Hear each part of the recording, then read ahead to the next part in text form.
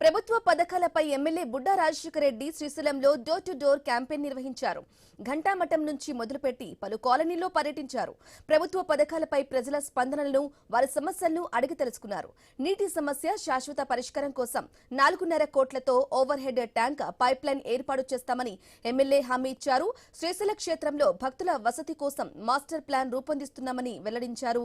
ఇక రానున్న కాలంలో భక్తులకు కొత్త వసతి సత్రాలు, తిరుమల తరహాలో P4 వసతి నిర్మాణాలు వచ్చే అవకాశం ఉందన్నారు. ప్రధాని చొరవతో త్వరలో హై ఎలివేటర్ కారిడార్ వస్తుందని ఎమ్మెల్యే బుడ్డా స్పష్టం చేశారు.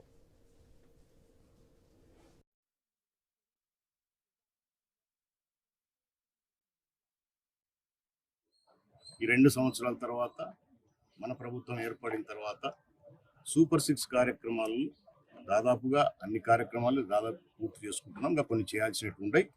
ఇప్పుడు కూడా ఈరోజు మన శ్రీశైలం నియోజకవర్గంలో పరమ పవిత్రమైన శ్రీశైల క్షేత్రం నుంచి బ్రహ్మాంబవారు మల్లికార్జున స్వామి వారి ఆశీస్సులతో ఈ కార్యక్రమాన్ని ఈరోజు మొదలుపెట్టాం. ఇది 45 రోజుల పాటు రాష్ట్ర వ్యాప్తంగా మన నియోజకవర్గంలో కూడా రాష్ట్ర వ్యాప్తంగా అన్ని గ్రామాలలో కూటమిలో ఉన్న నాయకులందరూ కూడా కలిసి తిరగడం, ఇంటింటికి వెళ్ళడం, ఈ 2 సంవత్సరాల్లో మేమేమి చేసినా వాళ్ళకి చెప్తూ ఇంకా ప్రజలకు ఏమైనా సమస్యలు ఉన్నాయని చెప్పి తెలుసుకొని